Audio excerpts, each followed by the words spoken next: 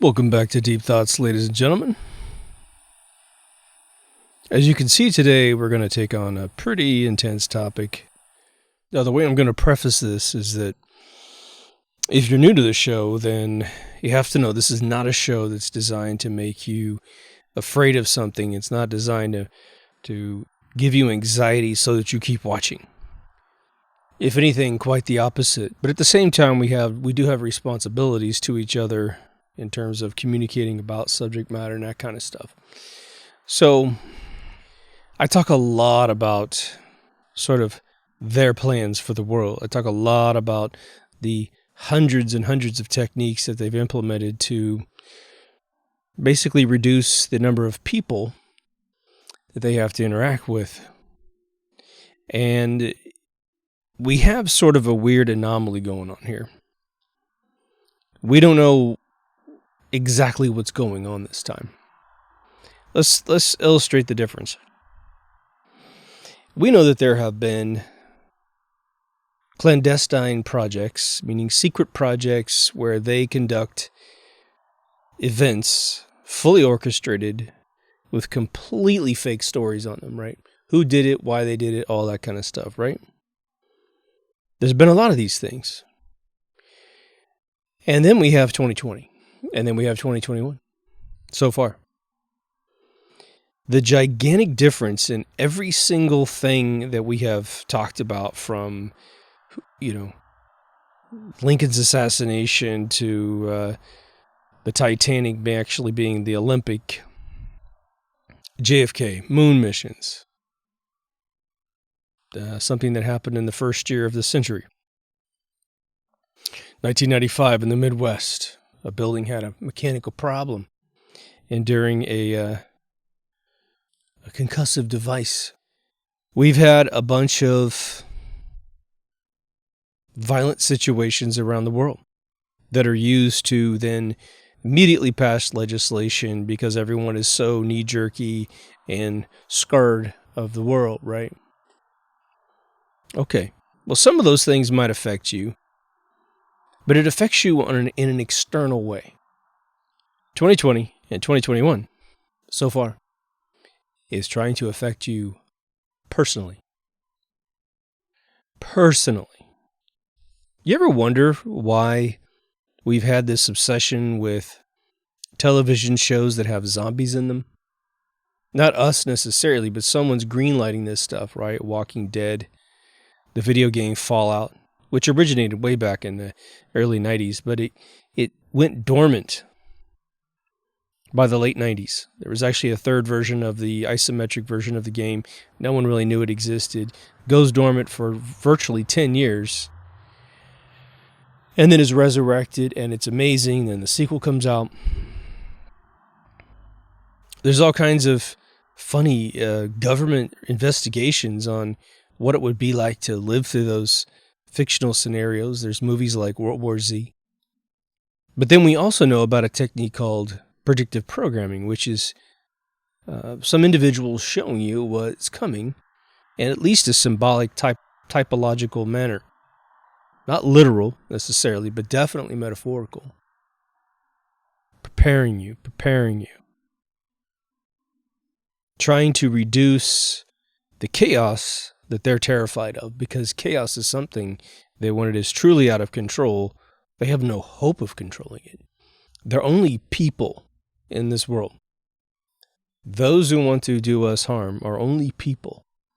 And they're a very small group of people within the extraneous psychopaths and sociopaths who will do anything to give themselves some status in the mirror. The weak-minded always want to be a part of the winning team.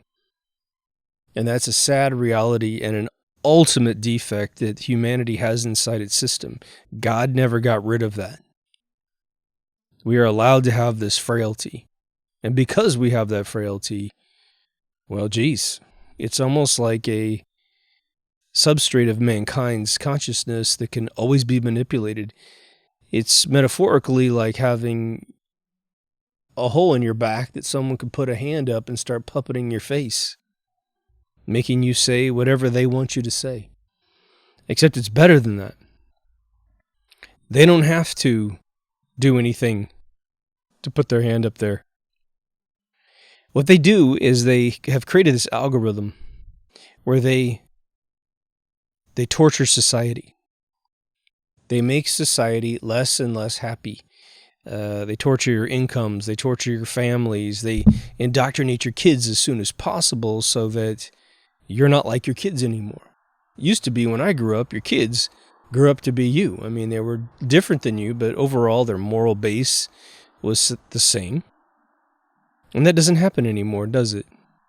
Your kids are coked out on television, coked out on the internet, TikTok, all these different social media sites. They're told that they can become something through faux means, and that pulls them away from you.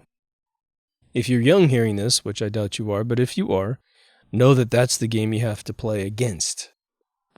What that does is that creates the sociopaths. What's interesting about it is that if they really wanted the world to be a better place, they could snap their fingers, man, and it would be a better place. Trust me. And once they brought us a little bit of prosperity, they could bring us prosperity. At the same exact time, they brought us agendas like population control.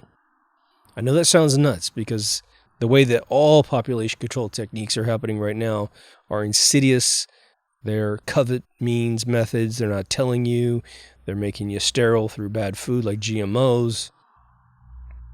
They're financially repressing you, that sort of thing. But imagine that they were to straight up come to your face and say, look, we will make, travel and utilities free. We'll make sure that there's an ecosystem to produce food and products that we need, not necessarily that you want. We need to make want products the result of extra effort. But what we're going to have to do is figure out a way to say, okay, man and woman makes child. If they make one, they reduce the world population. If they make two, they sustain the world population. So make us a deal. But they never do. Because they want it to be greatly reduced. Greatly, greatly reduced. And there's an interesting thing I've noticed in just my own pontification about this whole thing, which is we can talk about ad nauseum all the techniques that they're using to reduce world population. We can. But the one thing we really don't put much thought into is what it would be like if you were the final product. If you actually were to walk through the eye of the needle, the 1% that'll be allowed to go through that eye. Yeah. In my calculations, we are going to be, if they get their way, meaning, quite frankly, if the world doesn't change drastically, and I mean like almost biblical change of like you're going to wake up. If this type of change I'm talking about were to happen, which it doesn't look like it's going to happen, just so you know, I mean, it doesn't look like it. Maybe there are these mega heroes that are sitting there watching death counts go up due to this drink they're trying to get everybody. If you don't understand that, what do you call a little drink at a bar? A little tiny drinks that you order. That's what I'm talking about. Use that word instead. I think they're going to go down to 1.8% population. Well, that means that, quite frankly, the odds of anyone hearing my voice being a part of that 1.8% would be unbelievably, astronomically against. Everything I'm doing is electronic. There's no way for me to press this into a movie like a Super 8 movie with the audio for hours and hours and hours. Each one of these productions would cost a tremendous amount of money to be transposed into anything of like mine. Or the equivalent, I should say. So everything I've ever said on this show, and everything I ever said on previous shows, will be erased. This knowledge will be gone. And the only way it ever survives is if someone listening to me is in that 1.8%. Imagine that man serendipitously is created or dropped off. Doesn't really matter. But by the time we actually have some form of society, where we have a method of writing, a phonetic method of writing, especially in stone, papyrus that can last, a printing press, eventually, monks writing in books, the permanent kind of writing, those who were essentially controlling the planet, for the most part, meaning individuals that actually were able to get, idiots to follow what they were saying, serfs, people just born to follow, they still didn't have the complete control that they needed to make the whole world do what they wanted it to do. So all they could do is just control a region to go hurt another region and try to get that complicity. Of course, as they went to new regions of the world, they found out there was completely different factions that don't want to listen to anything that they say. The Americas are phenomenally, serendipitously, this group of people that migrated over here, maybe when the continents ripped apart and created the expanding earth with these seams that made the ocean. We were already here. So you got your Native Americans, you have your sort of it's kind of Latin Americans, but you really have a Native American tribes, the Incas. They're just here. They're doing their own thing. They got their own power structures, but a lot of them are nomadic, but they're still a group. And so Europe starts to blow up, take off, create all these paradigms of control and paradigms of thought. And so I think right away when they got done fighting at the top of perhaps the Six Kings, the Vikings, they didn't have complete control. But with the 1.8%, left on this planet, for the very first time, they will have complete and utter control, almost like an alien movie or an episode of Star Trek. They'll have the complete and utter control of all mankind. And if they play their cards right, they will never lose complete and utter control of mankind. And you might think, oh, well, man likes freedom. We'll fight out of that. Maybe there'll be a Logan's Run episode somewhere. But in the end, or THX 1138, in the end, these individuals will be born without any knowledge of this free world. So I have no idea what their plan is, other than the reduction itself. And they want all this done and complete by 2030. They have told various politicians around the world that they're going to be a part of that 1.8%. I assure you, there are a ton of folks stabbing humanity in the back that not only will find out after this life that there's a definite stage that they don't want to be a part of, regardless of how minimal hell might be, they will wish they never done this. But they're not going to be a part of that 1.8%. They're going to be liquidated. And, I've been told before by people that are very powerful in this world, at parties or what have you, who know these individuals, and I've met some of the upper class individuals, and the ones I met were actually very decent human beings that didn't talk about any of this kind of stuff. They just lived their lives, right? But the number one thing that these individuals need to learn is that they would never have the bloodline around that is capable of backstabbing anybody. So it doesn't matter what various politicians, insert all your favorite politicians that you think are instigating this kind of stuff.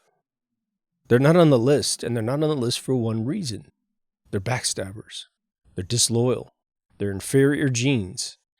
Oh, they're used like a hammer. They're used like a screwdriver. They're used like a flamethrower to reduce world population. But no matter if they have 300 kids, because they're rich, every single one of them will be intentionally liquidated, probably more so than you and I. We'll just be serendipitously liquidated. What's interesting about it is that, depending on how old you are, depending on what kind of person you are, there's a whole bunch of us that are just going to have to sit and watch. Because, somebody who's 60 and over is not going to be out there on the streets doing anything about it. I mean, maybe there'll be a few, right? But that'll be rare. The young people around the world have been turned into feminine things, food supplies that fill them up with extra estrogen mimickers, right? They're damn near just about to switch over sexes physically because they ingest things that are transforming them. We certainly don't teach how to be a grown man anymore. Females, you're going to have to talk to each other because I'm not a female. I think that the female part of it is sort of one of these things where I have friends of mine from my hometown that cheered their daughters on to become TikTok whores. They just saw that as, oh my God, look how many followers you have. Look how many followers you have. Not paying attention to the content that they're generating to understand who are you attracting. Not anyone you want to bring into the household and call your son-in-law, okay? So we know that there's a bunch of bad messaging going in. It's disrupting every single facet of humanity. The strong are sent off to war to die. So you're harvested into the system the second you're strong. But they also have to crash economies to make sure that the strong, no matter how great you are, you don't have any money. And so you're like, oh my God, what am I going to do?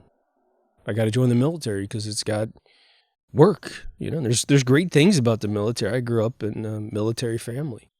Off and on, but it was like pretty intense little spurts, right? I personally wanted to join the military when I was 18, but I then just happened to serendipitously fall uphill. We didn't have any wars or anything when I was 18. It didn't happen until I was about 2021 that we went and did this Saddam Hussein thing. So the world was overall pretty peaceful. I didn't need to get in to save my country or anything. But living in this new world, because who knows how fast it would transition. I think it's pretty silly to think that it's going to take a tremendous amount of time to pull this off, you know. And again, they may not get their way. They may not be able to go as aggressive as they want. Who knows exactly what the timetable is for something like Agenda 2030?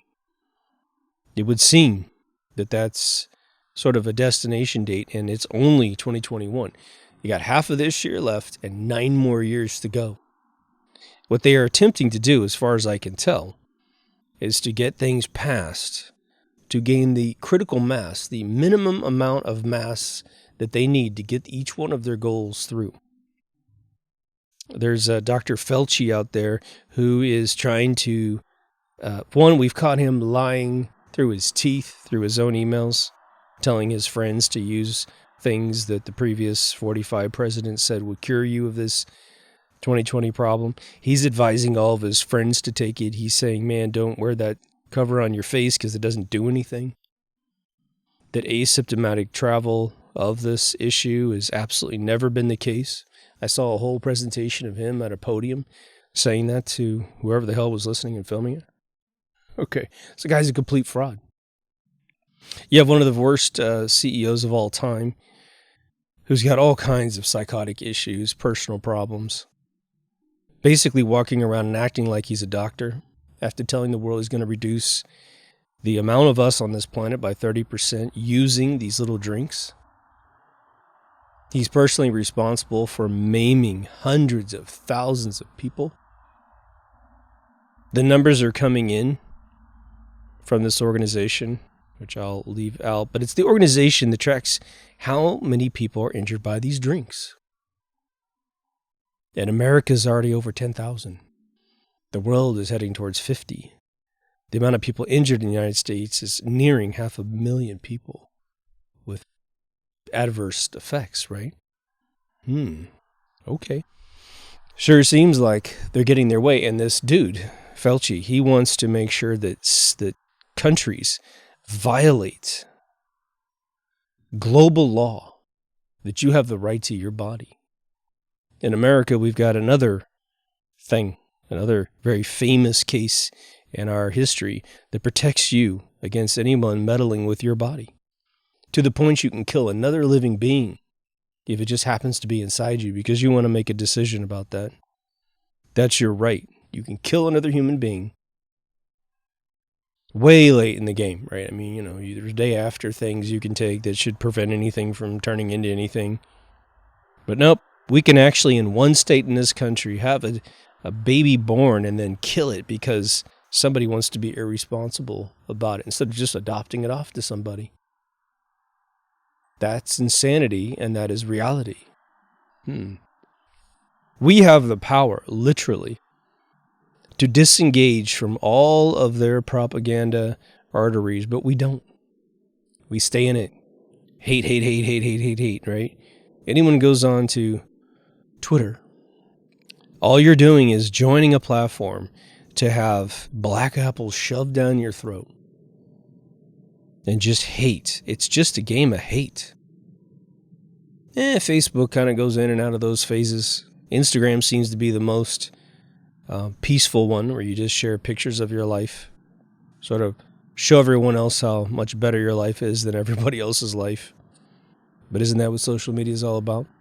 This platform, YouTube, well, it's got infinite universities on it, so you can increase your skill set and get yourself a brand new career to survive in uncertain times. But, at the same time, you can get a whole truckload of bad information because it's an open platform to them, closed to us.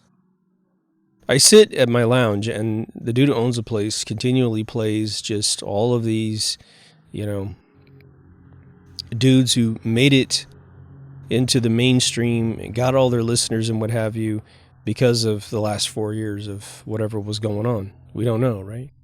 But it's just a broken record every single day. I appreciate their positivity, but at the same time, there is a point where you have to just go, this ain't happening. And even if it's going to happen in the future, it isn't happening right now. And they're trying to knock on my door. Again, this insane psychopath,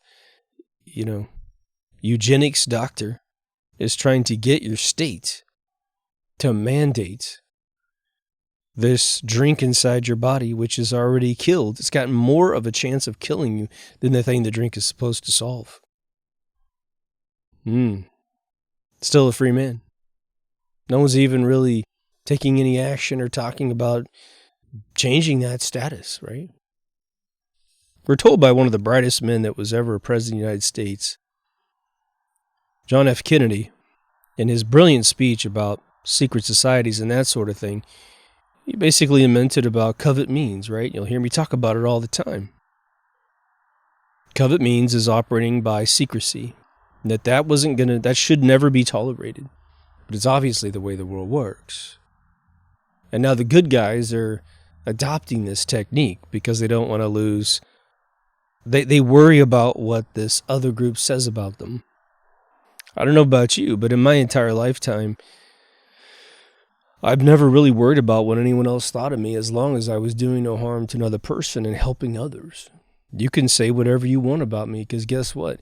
If you're saying that what I'm doing is bad, when all I'm doing is good, I know there's a bit of subjectiveness to that, but I think in a court of law, anyone could prove the subjectiveness into objectiveness. Getting someone a job, teaching someone some skills, getting someone down off a ledge when they want to jump, just improving people's lives, getting someone to think who wasn't thinking before, having them debate you and figure out what they believe about what they believe, and have them investigate those beliefs and where they got them, making sure that if they keep those beliefs, that's fine.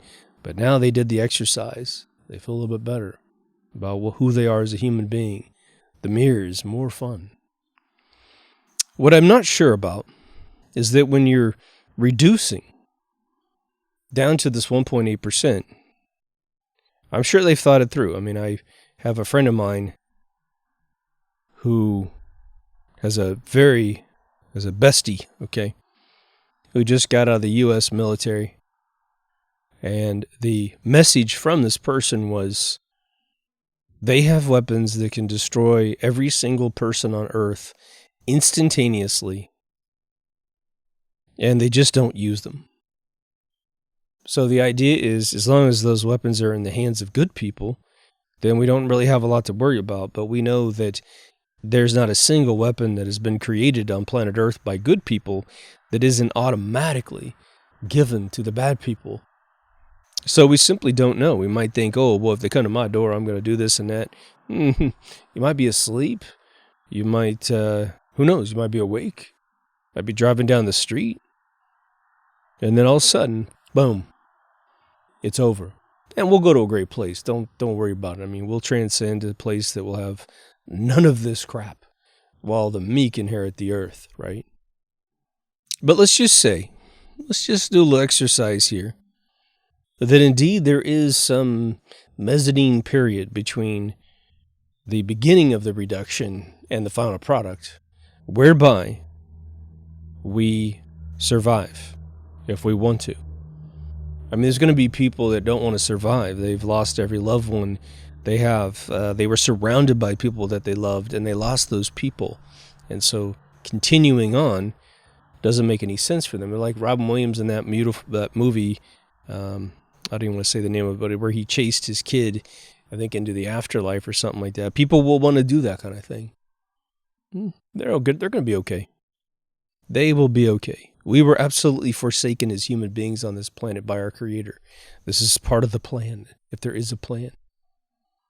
And we'll probably understand it a lot better. But once you realize there's reincarnation, or at least another stage, it's fine. You won't be upset. It's frustrating, though, when we're down here, right? And I'm not trying to talk you into this kind of stuff. But trying to get anybody to change, trying to get anybody to disengage and pull out is very difficult. And there's many of you that watch this show that feel very similar, if not identical, if not more than I do about the situation. But we survive on a very thin line of technology, right? I mean, think about it. 150 years ago, no household had power in it. As far as getting a lot of luxuries in life, well, we rode animals or we walked.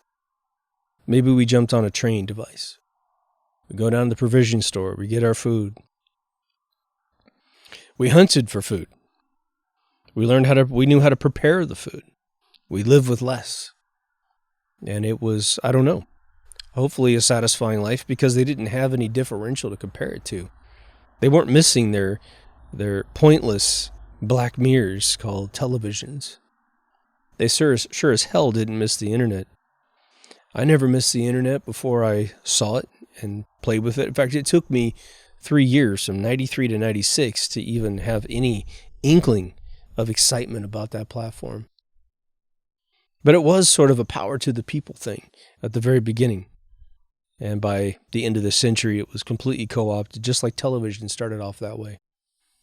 There's so many people with ultra frailties in this world. They can't deal with a bunch of things. A bunch of things that if they lived 150 years ago would be nothing. Because they would have seen it in different ways, you know. Illnesses sweeping through a village and knocking a bunch of people out. Every problem that existed in little villages, everybody had to deal with, you know, outside of like personal issues. But if there was a flood, my hometown, there's all these stories. Every time there was a flood in my hometown, which I think happens about every 25 years, people died. You know, they would get caught up in the middle of the night, and for whatever reason, it seems impossible because we never had like sweeping floods like the South has, where you'd have like 20 foot of water coming in. But just a few feet, and somebody would die in it. A kid would die in it, get trapped or whatever. They'd just be disoriented. It happened in the middle of the night. We didn't have early warning systems. We didn't have any protocol for knocking on doors and say, you better get out of here. The water's coming. The dam broke. The river burst, whatever. So there's all kinds of things. I was told a story where my grandfather, as a young man, was at the east end of our town, which is towards the bridge. There was a flood, and he saw a dead body, and it freaked him out because he was so young. We are so far away from dealing with any of the realities of what we see. I mean, soldiers know, police officers know. There's some individuals who've had personal experiences. But I've got this funny joke where I say, you know, the female that I'm most compatible with is a female that can survive the apocalypse. She can cock a shotgun and not be shaken as she's pulling a trigger. You know, she just can deal with it. She's not physically so unfit that she couldn't run if we needed to run for a little while or whatever, hide, and not scream when there's someone walking by the outside of the house and we're squatted in some basement somewhere, some attic somewhere. But, you know, again, there's technology nowadays to see us no matter where we are. And I think that if I were 25 years old with the knowledge I have today, I wouldn't date anybody who is like, I can't see scary movies because, you know, I just have a good imagination. It's like, I'm sorry. I'm sorry that's the case, because you're going to be just eaten alive by flies as soon as this thing occurs, if you survive the techniques that are coming anyway, you know. Imagine what our lives have been up to this point. We have goals in our lives and we have expectations for our lives, right? You're young and your parents protect you. You go through the first 10 years of your life, you're really at the beck and call of your parents. You need them for everything. Then you get about 14, 15 years old, depending on what kind of person you are and how you were raised, you start going through your invisible rite of passage in modern world. We don't have any bullet gloves we have to wear like South American folks do. And so we grow into more control. And then usually by the time you're 20, you're supposed to be in control of your life. Of course, now we've got soy boys everywhere. And they might live with their parents until they're 30. Now, there's brilliant kids at all generations, and they make really funny videos, and they're very clever, and they make a lot of wonderful things. So there are plenty of kids out there who I think have got the moxie to make it through all the stuff I'm saying. But I think that has become a tiny reservoir, indifferent to when I was a kid, say in the 80s. We would have been super duper surprised anything happened between like 85 and 90 for sure. But imagine it happening in 95, where most of the kids in LA are totally strapped and they've already killed somebody or they've had someone killed next to them. And then this kind of stuff drops and they're like, yeah, whatever. When the Louisiana levee was blown up by that helicopter that dropped the payload in the water, witnessed by 3 different people, a lot of the locals were pretty rough and tough kids because it was a rough and tough neighborhood. I saw British documentaries down there where the kids were talking about how they were surviving, and it went feral really bad. But they weren't, they weren't affected. I mean, they were affected, but their brains were ready for it. They were like, yeah, well, you got to do what you got to do, and we steal because there's no way to make any money, and we got to eat. So there's going to be pockets of the world that'll be ready for this thing. But I assure you that those who are planning on doing any of this stuff, if they actually are going to do it in the next 9.5 years, those are going to be central pockets of destruction. They need those kids out of the way. If you have a chance of surviving, if you're in a conservative neighborhood, you're target number 1. Why? Well, you believe in freedom for one thing, so you have a psychological disease in their opinion. This is why letting this stuff continue and fester, letting these news organizations continue by looking at them and giving them counts so that their ads get impressions, so people continually give them money to finance them. Well, there'll always be someone financing them until they just can't do it anymore, or they say, you're not effective, we're cutting you off and we're going with somebody else. We just got to keep ignoring them. There was this whole thing about when I was a kid, I'm sure many of you dealt with this, where you get on a playground and there's just a little shit talker on the playground. That's really all the kid did was shit talk, trying to get people to fight, trying to get you angry. Once you came after them, they'd run away. But it started to, if you got involved because you're a young child, you don't understand the process of what these kids are getting, going through. Your parents, if they were half decent and you communicated with them and they learned about the situation, they'd say, well, stop talking to the kid. Stop hanging around the kid. And if need be, punch his lights out, man. Knock his teeth out. Make sure he understands that this is not acceptable, man. And, I have to say, it is a rare thing in my past that we'd have a little shit talker, but they would exist. And when they run away, you just got to run after them. You just run them down like a freaking wild animal in Africa until they can't run anymore. And you just leap on top of them and give them a concussion, But we can't do that today because why? Well, there's laws, all right? We're grown-ups now. You can't just go around hurting people. So there's a silent technique of winning this battle, which is just to cut them off, man. Don't go to their platforms anymore. And I assure you that, when you go to like a platform like YouTube, as much as it is engaging in things that are unsavory for freedom of speech and that sort of thing, again, there's a bunch of benign things that are fun and entertaining, but you have this massive education on here. So you get to choose what you push play on. Sure, there's a recommendation of a bunch of stuff that you don't want to watch, perhaps. Well, just don't watch it. Just scroll past it. Let them recommend it and just whatever. I don't watch any of that crap. You think I'm watching major network news on this thing? You're crazy. Do I see it every night when I scroll by stuff? Sure. Whatever. And every time I went to school with one of these little punk-ass kids, you just walk past them, But to go back to my story, we go through these cyclical things. In your 20s, you're supposed to get educated, find your work.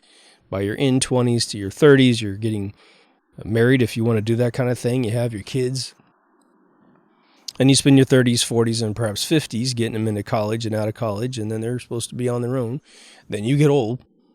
Then they have their own kids, and then you become a grandparent, and you live as far as you can. Maybe you get to meet your great-grandkids, yeah. And then you poof, you're in the middle of the night, you're out of the game. And that's just sort of the cycle of life on a normal timetable. Normal humanity, right? So imagine this is all reset. There is no goal set anymore. The goal every day is to wake up every day, not be in a prison, literally. To not have things put inside your body. To try and find food to eat. To try and find other human beings that are like-minded, that are still trying to be, Rick from Walking Dead, still trying to be a good person. All the while knowing that there's going to be people out there who are going to go gangster. People that aren't gangsters are going to go gangster. I can't stress enough this one little factoid I learned a couple years ago. A friend of mine ended up homeless. And she told me, she said, look, man, I got so hungry one day just walking around LA. She walked into a restaurant and just screamed for them to give her food. And they did. They gave her food. I'm not sure that works if you don't look like she did, right? But she was emaciated. She took photographs of herself. She's all good now. It's wonderful. God took care of her, just like the birds and the fish and everybody, right? But what she taught me was, when you get feral due to malnutrition, you lose all of the mason work that holds your body together. The mortar between the bricks, man. And you will become something that you've never seen before, but you won't really have a third-person view of yourself like when your belly was full. So it changes you. So say you're a prepper, you stock up and all this other kind of stuff. Well, the problem with prepping is that your stuff is stationary because you got a lot of stuff. Let's say you had 100, 50-gallon barrels of water and plenty of food stashed in your basement. But the problem is where your house is, it got attacked. And all that prepping just got reset to net zero. So you're going to have something else up your sleeve. You have to, again, like I've said in a previous episode, got to go look up a video on how to slay an animal, how to prepare it, how to kill the buck, hang it upside down, how to hang it up, gut it, make sure you don't get the gut sack and the bowels in your food. You're going to have to learn how to clean it off and cook it and make fire without electricity and all kinds of other things, gas lines and all that kind of stuff. You're going to have to get a little more rugged. Probably should stay in shape. Probably should lift some weights every once in a while. It's okay to get out of shape every once in a while. I do it. But then you're kind of going, yeah, it's probably not good that I have legs that can't run, miles and miles. I just may never need it, but I should probably keep myself in shape. But then again, we have to go back and analyze it from another perspective. It's one of these things. And I want to suggest that we get extremely clever. Extremely clever, right? Where we don't have to lift a hand in violence, right? We can use our minds to outwit them so they don't get their way. Before we would ever be forced to engage anything in a physical manner. Again, tremendous amount of the population, I would say the overwhelming majority, way over 50%, are 35 and up in this planet, and therefore their physical capability of defending themselves physically is negligible, right? But imagine you were able to be Charles Dickens, right? And you're Scrooge for one night. Christmas past, Christmas future, Christmas present. Well, the first Christmas that needs to show up in our little story is Christmas future. They need to show you what being lazy resulted in. You know, there's this beautiful saying I just heard, which was, you can vote yourself into communist socialism, but your great-great-grandkids are going to have to shoot their way out of it. Okay, that's sort of a retrospective comment to say, hey, pay attention here. Because if you're too put out to get some skin in the game and spread the word and disengage from all forms of this media, let the retards suck that stuff down. There's quite a few of them, so they can get minimal ratings, but they really needed both of us to go there, right? One group is going, hooray, hooray, I'm a weak-minded individual, brought up weak, so I want to be a part of the winning team. That's why they go. Well, they're not really innovating anything in life because they're not thinkers. They're reciters, they're repeaters, right? They're tail grabbers. But they wanted our group of folks to go in and give them ratings because I'm going to tell someone off in the comments and you're giving them ratings. You're sucking down ads that they're getting paid for. So Christmas future, what's that going to look like? It's going to look like 1.8% of the population is left. Humanity's experiment is now in the hands of the most psychopathic, sociopathic, mentally ill human beings in control. Oh, they'll somehow convince you by showing you their great-great-great-great-grandfather or grandmother's accomplishments. See, I got this castle, I got this land, see how smart we are. But they're living on top of someone else's accomplishment. They aren't really what they appear to be. They are a lot weaker than they appear to be. I guarantee you that is the number one thing that they don't want you to believe. And they're also just mortal human beings. They can die, right? What did Charlie Chaplin say in his great dictator speech? As long as men die, freedom will always prevail. Well, Charlie Chaplin couldn't see Boston Dynamics, robots. He couldn't see THX 1138. He couldn't see the concentration camps that will become the way that the cities are done. Rosa Koire passed away in late April. 50 years old, man. She was our Agenda 21 expert of the world. She posted second to last post. Here's the accurate statement. Second to last post, she posted like she was fine.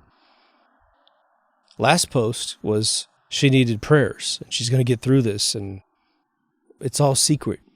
Guarantee you, if I have some physical illness, I'm going to make episodes and tell you exactly what's going on. I won't live by covert means. I don't give a shit if it's embarrassing and it's from someone else's perspective, but there's not going to be surprise death unless it's surprising to me, right? And instantaneous or something, right? So we see it. We see the result of our laziness. And again, some of you aren't lazy at all, so I'm not talking about you. And I'm not trying to criticize anybody. I'm trying to wake you up, if anything, right? You have a moment in time right now in July 2021 to affect change during an overwhelmingly peaceful stage in the world right now. 2 years from now, 1 year from now, it may not be that case, right? They could put some drink inside you that's got systems in it that they can piezo effect using an outside frequency, and you're just mush. Totally control you. Boil your brain away. You're dead. Yeah. So that's Christmas future, right? Christmas past? Well, let's think about it. What have you done your whole life to get informed, to do your research, figure out what you believe, to connect some dots together so that you can prevent this kind of stuff from happening? So to the degree you didn't do anything, you stuck your head in the sand intentionally when you were told things that were blown off as, theories. Well, it's now Christmas present. It's time to do something, lest you disappear. Why did you live your whole life? Why did you ever have a child? Well, it's usually to keep your legacy going, right? Now, the system gets to some of our kids, and they're just, again, it just depends on who you share that experience with as to whether or not your child was raised strong or raised weak. All it takes is one parent to screw the whole thing up for the whole family. And it happens every single day, man. Bad parenting can make a child feel like they're abandoned. And so the entire time, they switch from being rational human beings to being the weak and the meek. And they're worried about being a part of a crowd that is all popular on TV. I'm seeing this all the time. So what did Scrooge do when he came back? After he saw who he was and who he was going to be? He changed his game, didn't he? He was Paul in the desert, transformed by a vision from God. Okay, are you clever? Are you smart? Can you understand a problem? Have you ever thought of a solution in your entire lifetime that you didn't think you would ever think up, but you did? You know, when we're pushed into a corner, there's a thing that happens, right? There's a couple ways to look at that. There's the feral method of being physically pushed in the corner, physically in the real world, and you have to fight back, otherwise you're gone. Might as well throw down. And you want to surprise them with your ferociousness when that occurs. But let's think about it beforehand. Mother of invention. It's one of the most beautiful things. Hopelessness can typically trigger a mother of invention. Feeling like all is lost can make it really clever. And, you know, as much as I question organized religion, I do believe in a creator. I believe in a universe that has infinite wisdom. And so I think that this, especially if there's life anywhere else, or if man has been here for a lot longer than we think, and we know history in general, humanity's been in not quite this level of extermination. We're on the precipice of being utterly exterminated. Anytime a government pushes a medical regimen, well, that's what's getting a lot of people who were on board previously to go, wait a minute, this is really being pushed. I know people that have taken the drink, and they're like, man, I'm a little concerned now because I just thought this was an option for everybody. And there's a lot of folks that watch all those networks. They like what they see. They believe that their villains are heroes and their heroes are villains. And as soon as it became a lack of choice, or discussion started arriving that it was a lack of choice, they started going, wait a minute. Am I a part of the wrong team? It won't happen in young people. Young people are typically so indoctrinated and weak-minded because they don't have enough experience that they will continue going with it until they become strong, until they do something that gives them a sense of accomplishment without having to prove anything to someone else. They proved it to themselves. That's a key thing in life.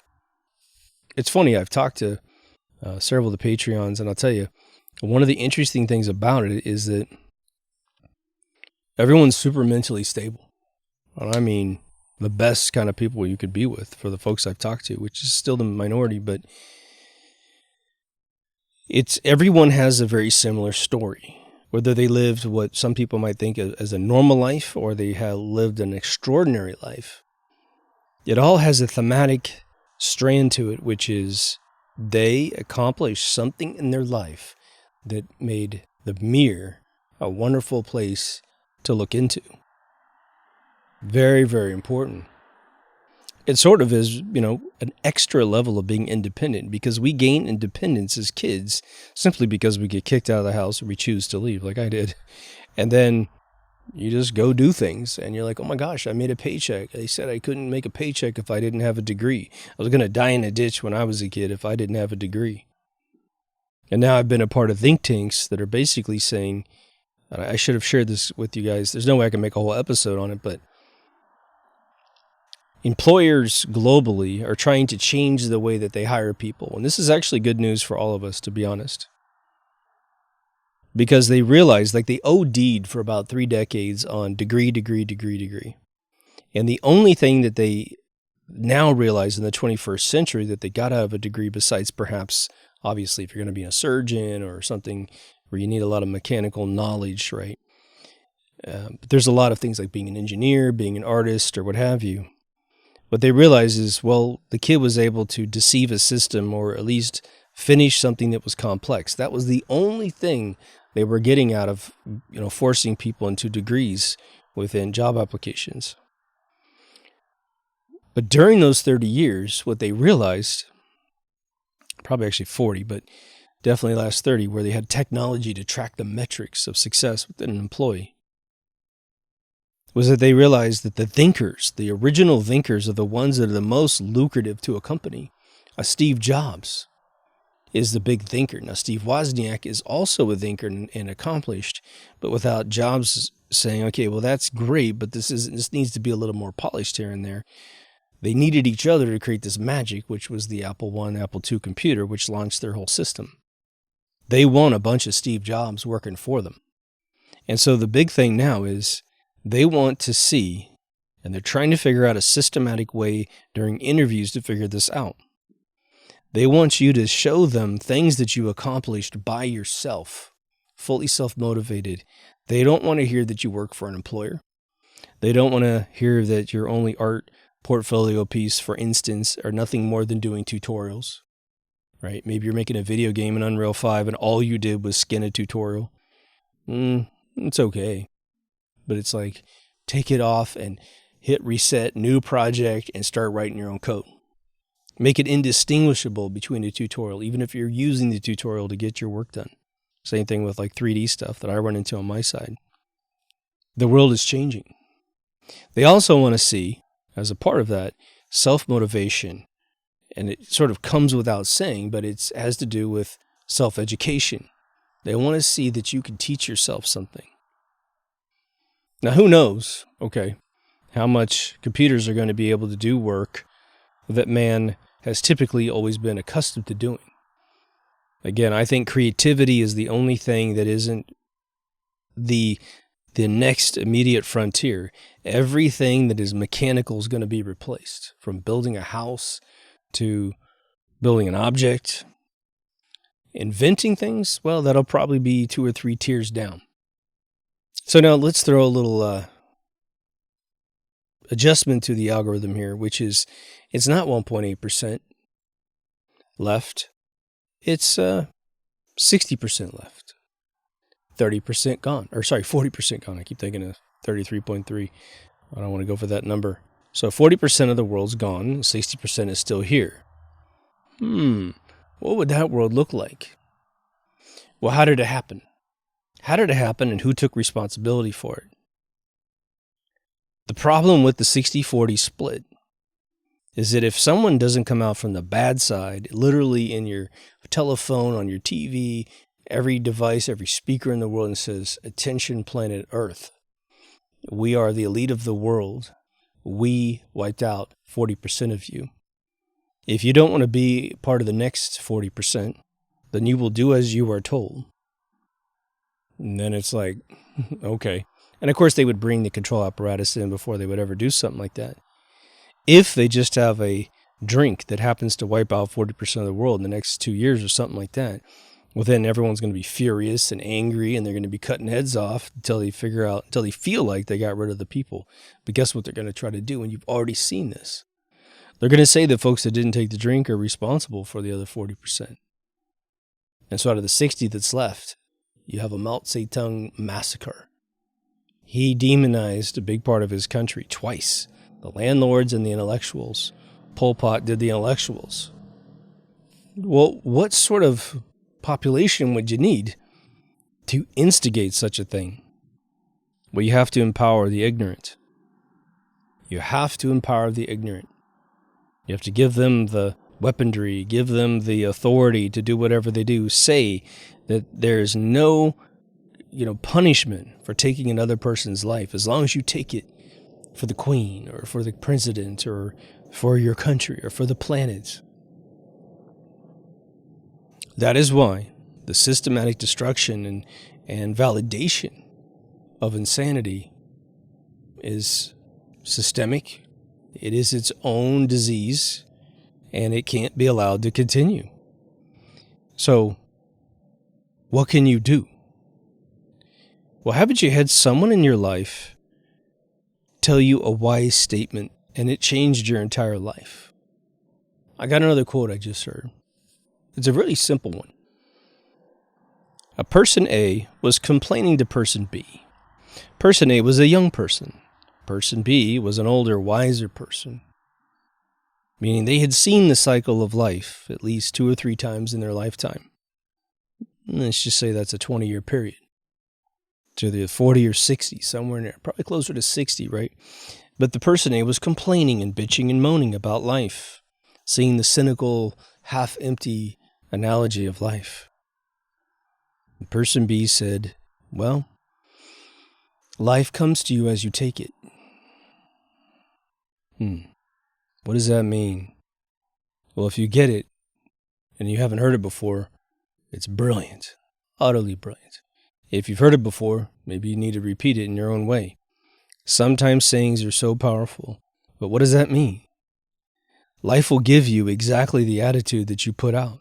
You get back what you put out. Many musicians have talked about this. Philosophers have talked about this. It was Paul McCartney, I think, once said you get back what you put out. Same exact statement, said a different way. The interesting thing about ingesting the crimson pill is that you always get to a point very early in the process. Someone said something that you couldn't unhear. Someone showed you something you couldn't unsee. And it was that gift that woke you up and gave you the apple. And isn't it funny that the apple is also red? Very interesting, right? Go see my episode on the wisdom of Eden for more details.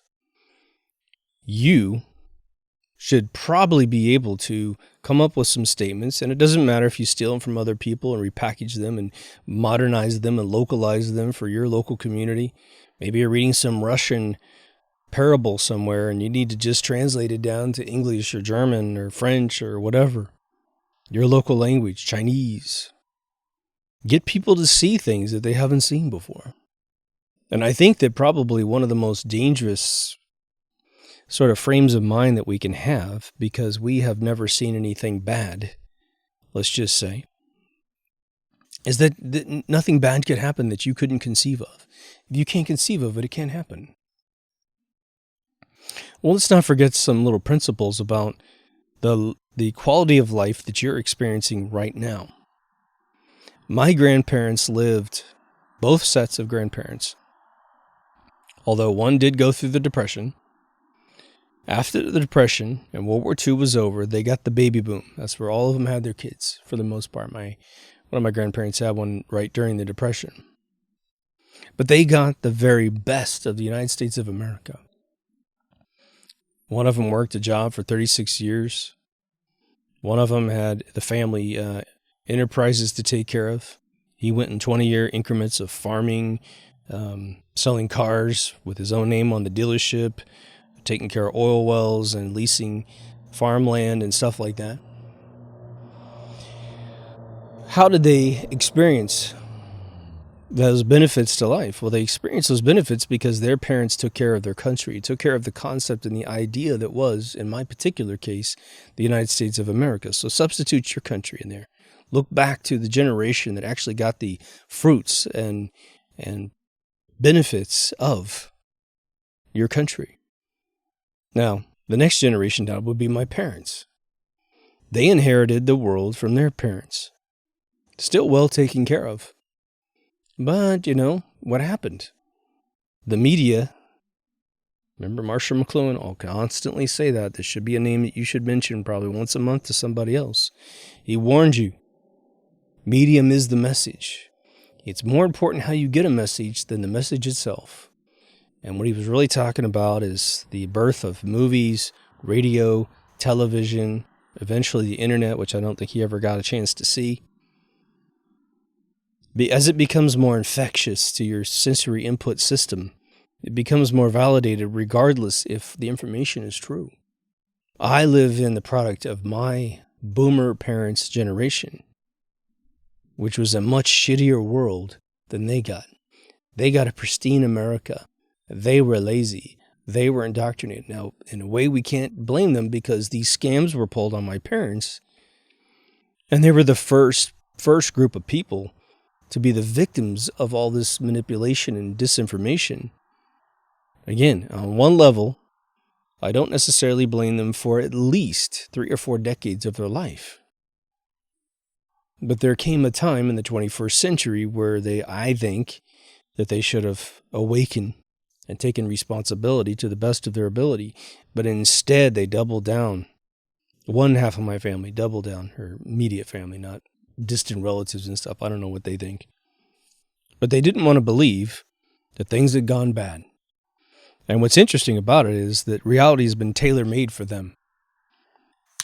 The elite of the world know that my parents, at least one set, doesn't want to believe that the world is bad, so they publish article after article every single day to reassure them that what they wished was true is actually true. When if they would actually engage in a scientific method to match up observable reality with what they're told, it doesn't make any sense.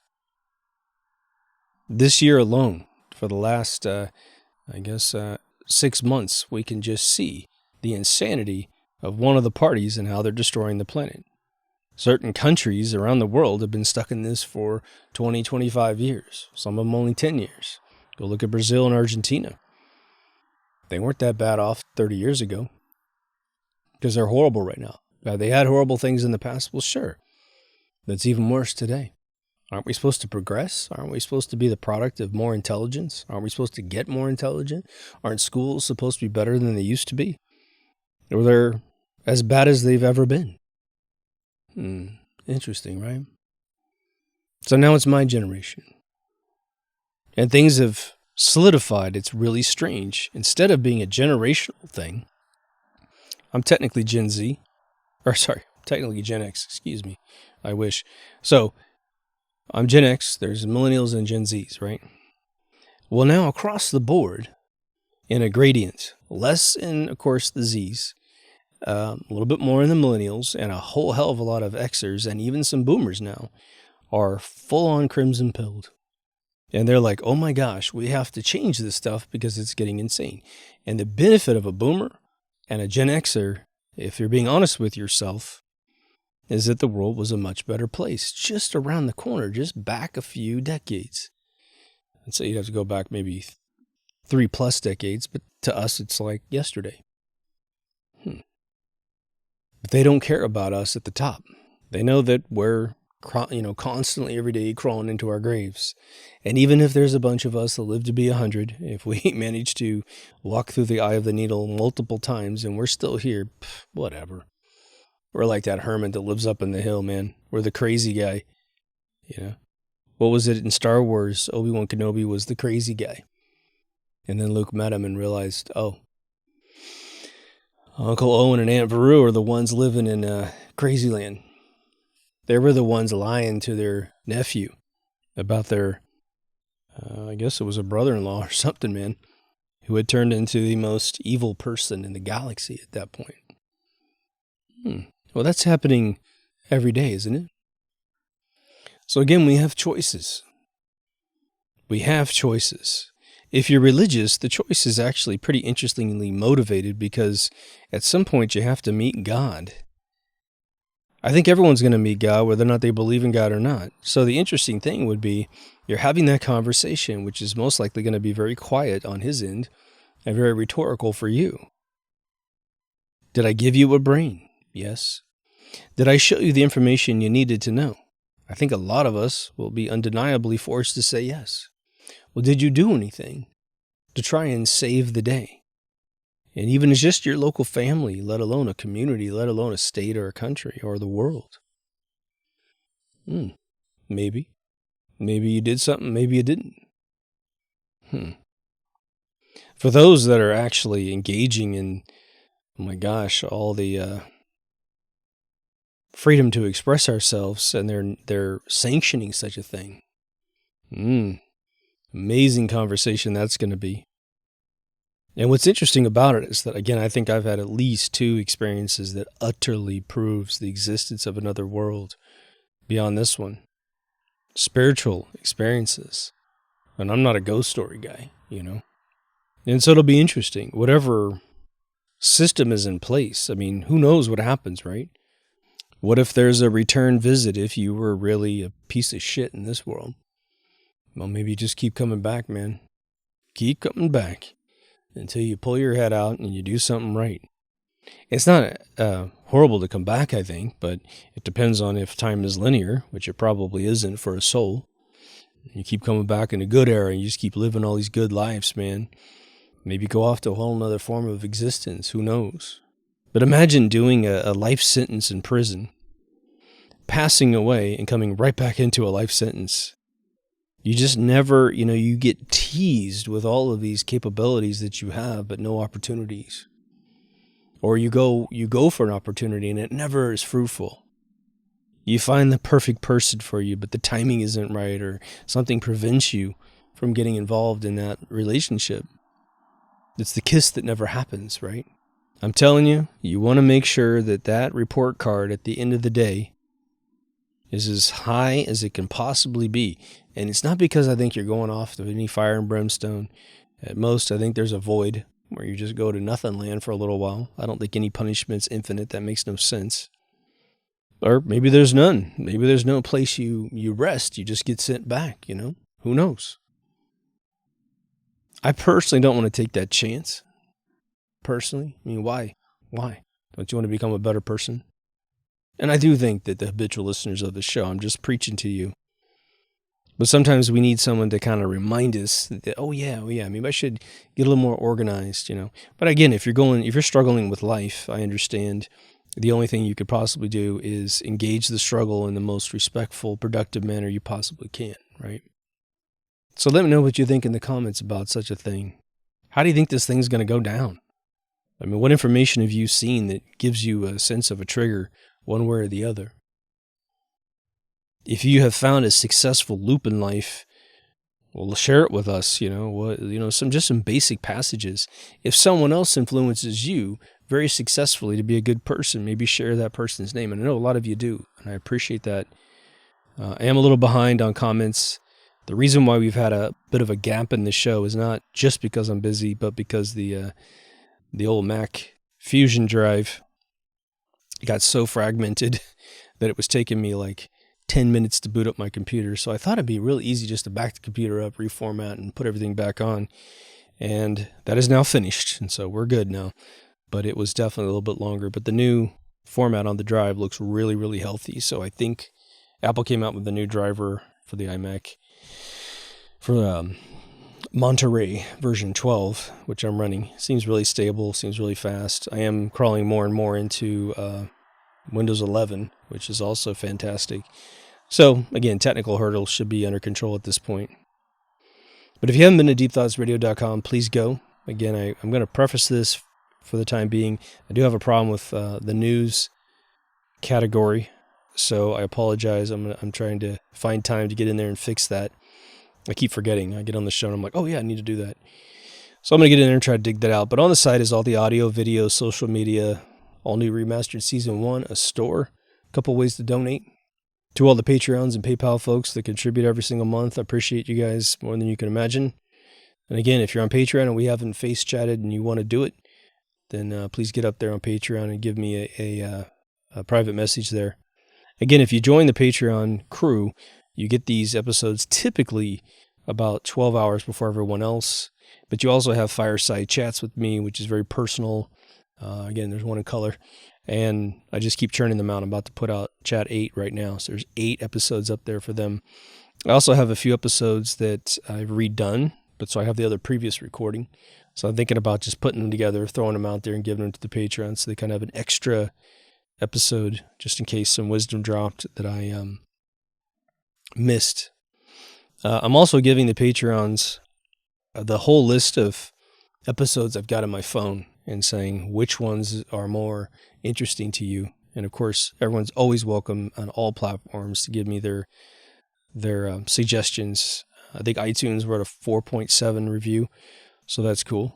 I still haven't tried to comb through the ones. There's a few ones in there. I'm interested to see how they're so upset with it, but I'm sure we can assume what kind of folks they are at this point. But anyway, take care of yourself and someone else, and I'll see you in the next Deep Thoughts. Over and out.